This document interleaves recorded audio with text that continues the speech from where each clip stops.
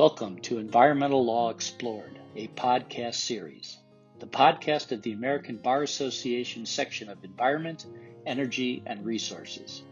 SEER is a member organization whose mission is to foster the success of a diverse community of environmental, energy, and resources lawyers, advisors, law students, and decision makers, and provide a premier forum for the exchange of ideas and information.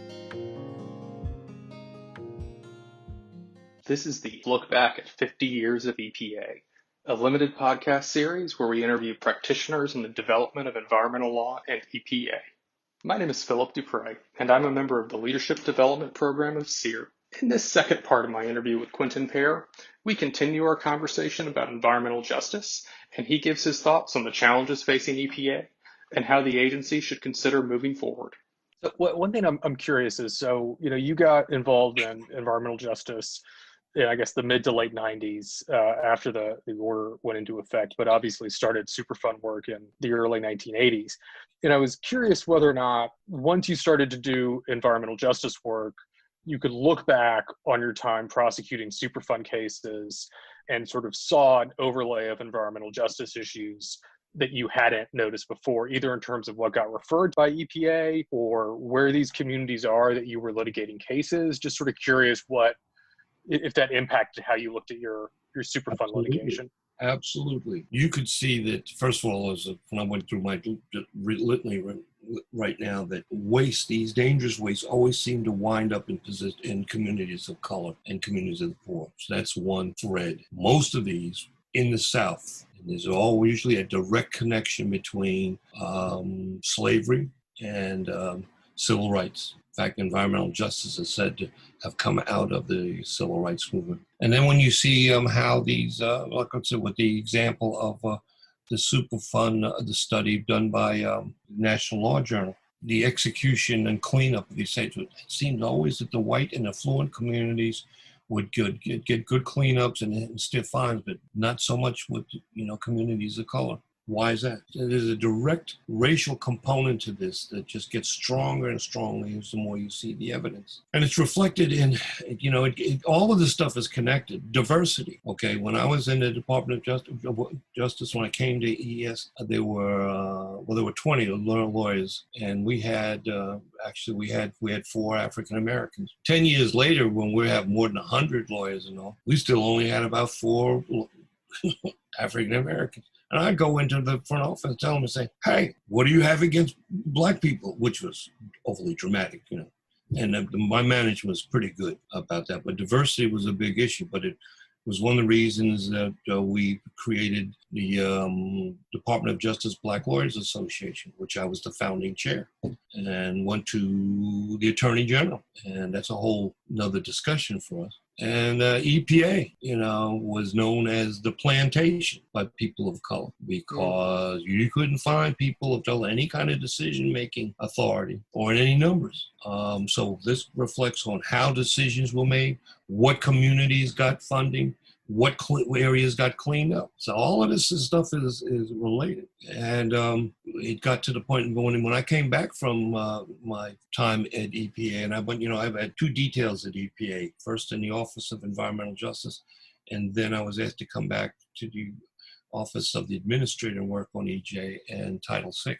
And I started proselytizing environmental justice. And lawyers, we live and die by definition. Give me a sentence, I'll give you a paragraph. You give me a paragraph, I can create a regulation, etc. So what's the definition of environmental justice? And lawyers, it's too fuzzy. And it was always viewed as something charitable. This is our charity work, do good stuff. And I said, no, you got to treat this as one of the issues in your case report, your litigation report. What are the environmental justice issues and factors? What's the nature of the community? Where are the impacts? And prioritize these things so that these communities who are suffering the most will get in line first, if you will. Case in point, we had there was a big settlement we did, I think it was in St. Louis. The city had come in with a plan. They had wastewater problems. water was coming and bubbling up into the cellars of homes, and sewage was running down the streets and all. And they came up with a plan, and it was going to take 25 years to implement. I forget what the cost was. They were going to start in the richest part of town, the most affluent part, which was the white town, and end up in the black part of town. And we said, no, it's not. You got to flip the script. And basically what they wound up doing was they cut that thing down from 20 or 25 years down to like 10 years. And secondly, they started in the black community, in the low-income communities first, which needed the most, and then wound up in the more affluent communities later. Is that an environmental justice issue problem? I was one of those, and my management was convinced that yes, that was. So that the idea was that you have to think about this, and you take it up to management and let them, they make the decision if this is the case we want to do. As you know, now everybody in the division, all lawyers are required to take a training in environmental justice. I know specifically that's enforced in the environmental enforcement section. I know that this is not as, environmental justice at the department, or at least in the division, is still in case planning and also in terms of decision. Mm-hmm. It doesn't have the weight that it has in prior times. But I saw that even before this, that the question came up, why are these things always in the poor part of town, or why is it black people? And one of the complaints the communities had was, when we hear from DOJ about the case, after it's over, when they put out their settlement, they say, we just got $1 billion and we cleaned up this whole mess, until you ask the people who live there. I mean, the basis of environmental justice, and who was the AAG at the time? Ignacio Marano. Ignacio basically, made environmental justice and diversity part of the evaluation of managers. And the first time she put this in practice and then got their evaluations back from her, they were not happy. And they had to do a whole lot of makeup work, because she enforced the focus of management in the department in terms of environmental justice. It was huge that anybody would step out like that. And one of the things we also did was started going in terms of investigation was DOJ would meet with members of the community up front before even filing any cases and saying, so what do you see the problem is? How is that?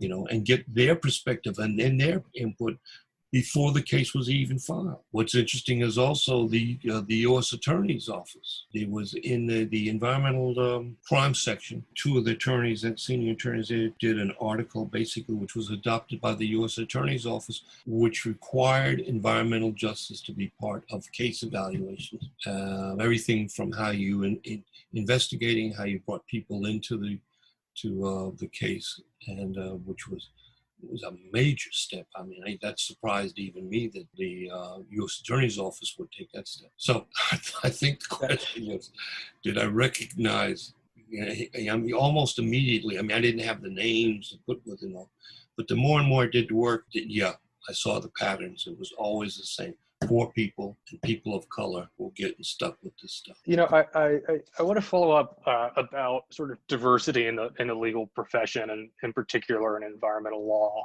I think that in general, the legal profession is not known for having a proportional amount of lawyers of color, and I feel like environmental law, I don't have any statistics, but I'll just say in my head, it's a very white profession. And I'm curious what your experience is as an African-American environmental lawyer, and also how you've seen that shift, either positive or negative, over your career.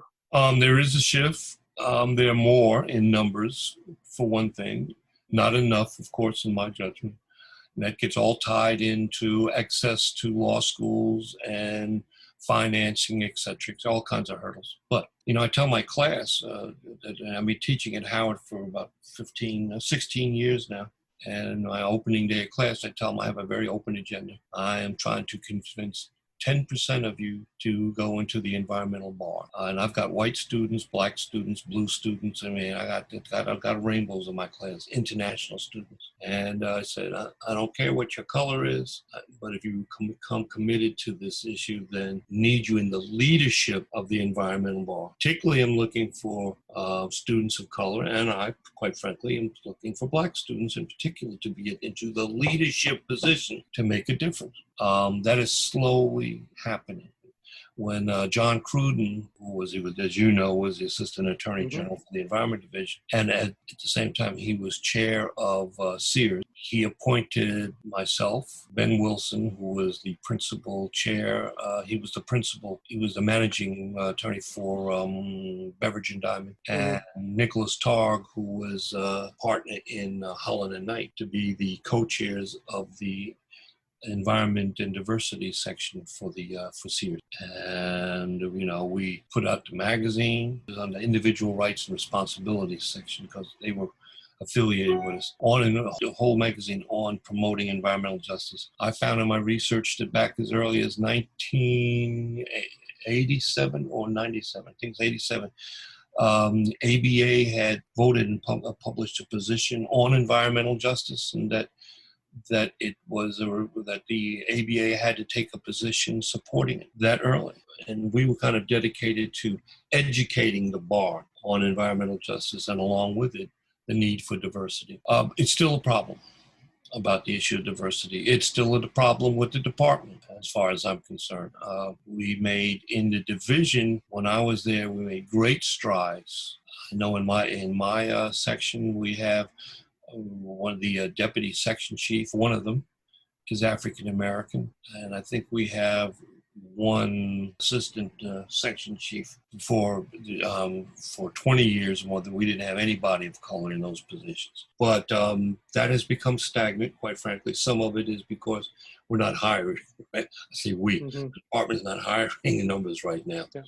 But we need to have more people of color in managerial positions. And this is not saying that there has to be, huge numbers. That's not the point. I mean, I'm sure you know and realize the value of diversity is bringing all points of view at the table to address a particular problem. And you can't do that with a room full of white guys, and you can't do that with a room full of black guys or black gals or white gals. Yeah.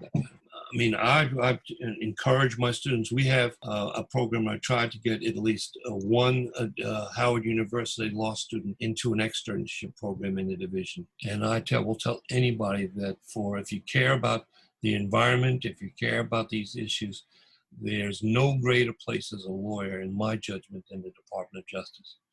As I told you earlier, I was going to be there for 2 years. I wound up staying 35 years and had a very rewarding career. And I try to encourage as many students of color, but particularly Howard students, to come to the Department of Justice for training and looking also for positions in the ranks.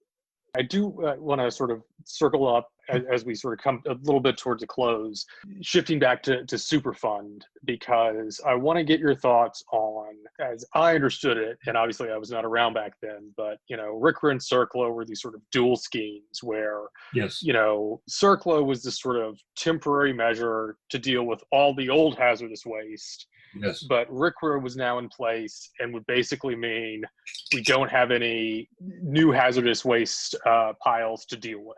And, we are now 40 years on since the advent of CERCLA, and it doesn't really seem like, Superfund sites or Superfund cases are going away. What are your thoughts, having been there at the very start and seen where we are today? Boy, you don't know how to ask the easy ones, do you? No.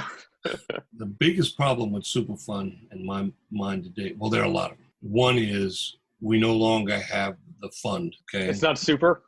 It's not even a fund. When they created Superfund, they had this tax scheme for the petrochemical industry to fund the act. And, EPA went a little crazy with the money, knew everything, Jeeps and computers going out to save the world. But the fact of the matter is it funded particularly the lawyers that were brought into ENRD. They were called Superfund lawyers because that's where their paychecks were coming from. And there were very few, as I understand it from my contacts, EPA has basically shut down enforcement, particularly for Superfund. We're all going to come and have agreeable, settlements with, and that's basically, I think the legal term I'm looking for is bullshit. You have to have a stick. But the biggest thing was Section 106 of Superfund. I don't know if you're personally familiar with that or not, but I am. yeah, well then you know that basically I could walk up to company XYZ and say, hey, you're responsible for this mess. If you don't clean it up, the federal government is coming in and we're going to clean it up. And then by statute, we're going to charge you 3 times the cost it is to clean up. And that made people go, huh? You talk about a wake-up call. Quentin, can we talk? Mm-hmm. The Congress, and not to get overly political, but the Republican Congress took that away when we were doing reauthorization. So that meant basically, okay, what money does EPA have to work on these Superfund sites? That's the pot of money that we have to deal with. We don't have enough money for it, to take care of this one site and do all the other things we have to do, right? So what does that mean? We have to invite polluters and to come talk to us. Come let us reason together. And then, Quentin, we don't mind digging wells, test wells, but do we really need 50? That's kind of like a Cadillac. Why can't we go with the Volkswagen? Cheap, Well, why don't we test this little corner over here? And if that's clean, or, if it's dirty, then we'll expand it. And instead of going for the best cleanup solution, it's what can we squeeze out of the defendants and still have a program. And every year since then, EPA's program is every year EPA's budget has been cut down every year, and the Superfund has not been funded since then. Give me that hammer back, and I'll get this stuff cleaned up for you, which is going to lead us to are you familiar with the final Superfund report that they put together recently? Let me see, where is it here? Because I wanted to talk to Superfund Task Force final report. It's online if you haven't seen it. The final report on recommendations developed in response to the EPA administrator's request. The recommendations addressed expediting cleanup and remediation process, reducing financial burdens on all parties involved in the entire cleanup process, encouraging private investments, promoting redevelopment and community revitalization, and building and strengthening partnerships. Who do you think the audience is for this? Does it sound like it's for communities, low-income communities, communities of color? So recently, I was asked to participate in a review. We had in fact, it's been about 2 weeks ago.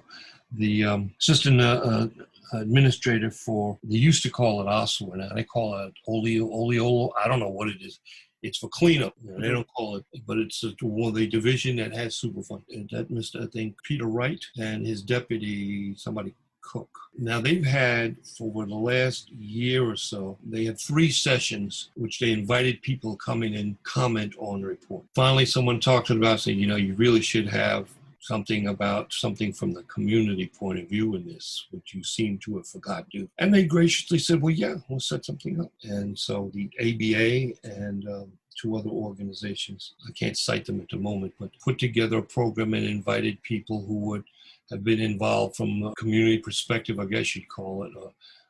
They wanted input on engaging partners and stakeholders. Now, the interesting thing to me is EPA has, for the last 10 years or more, made environmental justice a priority. Environmental justice has 2 constituents, basically: communities of color, low-income communities, and has always been the focus. In fact, on June 30th, Administrator Wheeler made promoting work that they were doing in California and said how making sure the clean water and clean air gets to everybody in the community with a focus on environmental justice. Do you know you cannot find the term low-income communities or communities of color in this whole document, this 70-some page document? I think I did see the term environmental justice twice, 70-some pages, okay? On engaging partners and stakeholders. Everybody, they always use the term stakeholders. They do not focus on low-income communities or communities of color. This is a very dense document. There's some very good recommendations on how to upgrade cleanups, but it is all aimed at the private stakeholders. how to save them money and how to interest them in investment. And then I said to the assistant administrator, where's the communities? Well, you see here in goal number 5 that I said, yeah, you talk about partners and stakeholders, but I don't see these terms at all in the document, and yet EPA is supposed to be focused on it.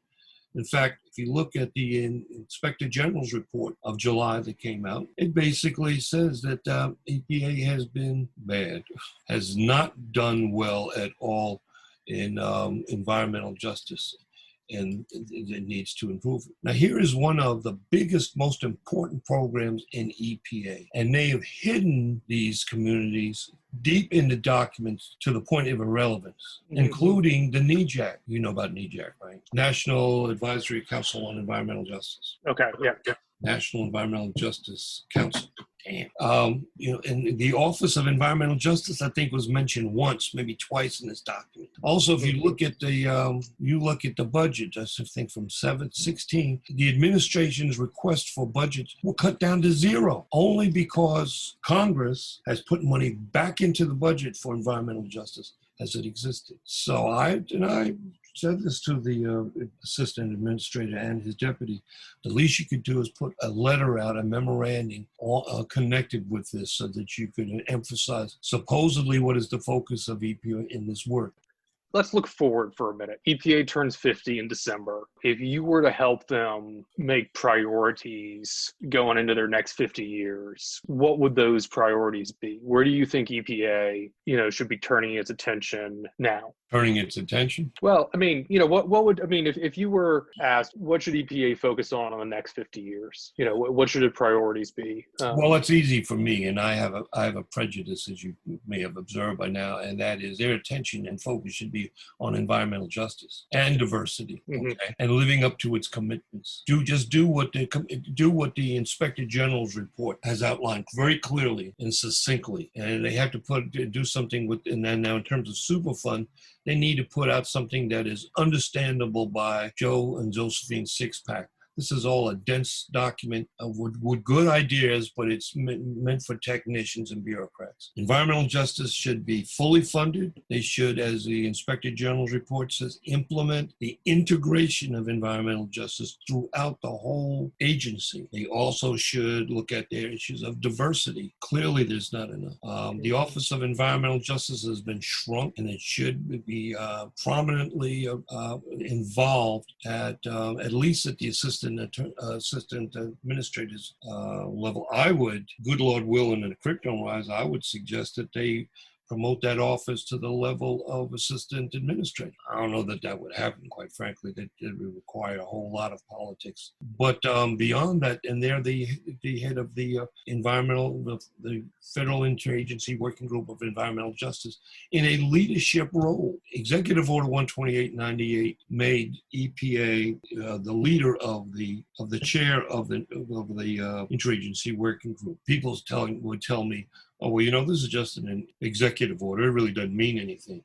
And I have to remind the people that this executive order has existed for over 6 administrations, because they would say, well, that can be wiped out with a stroke of a pen. I said, no, it's too ingrained. And EPA, as its own report, the Inspector General's report said they should have a stronger leadership role across other agencies.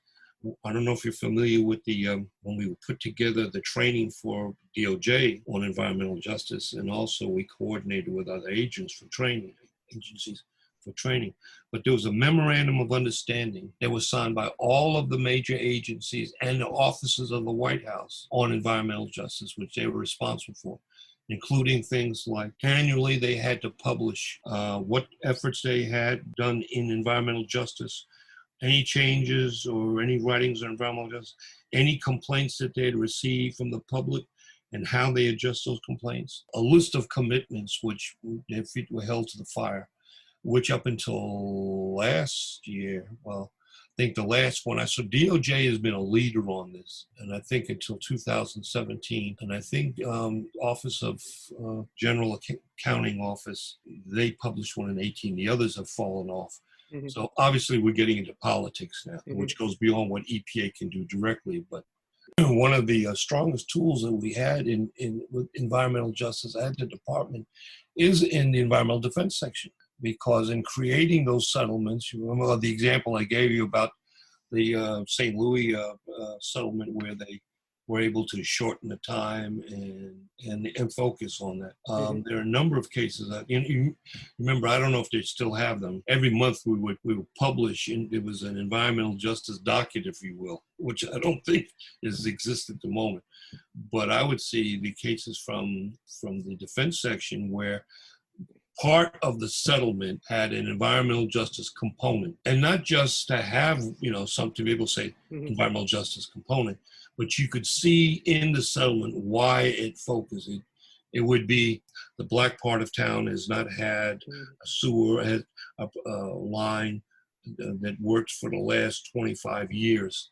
And so this settlement has ensured that that problem is resolved first, and then the other problems. Or, well, you get the idea. Yeah. And it was the most success, I believe, that we had. Well, one of the great successes was EDS, because it could incorporate environmental justice into its decisions. Now, it didn't always work. But in most times, particularly if you had big fines involved, and they were looking, and defendants were looking for a way to get from under that penalty, and you will come up with, of course, I know they don't now. The president of the front office doesn't like supplemental environmental projects, SEPs. Yeah, it was a big tool for EJ.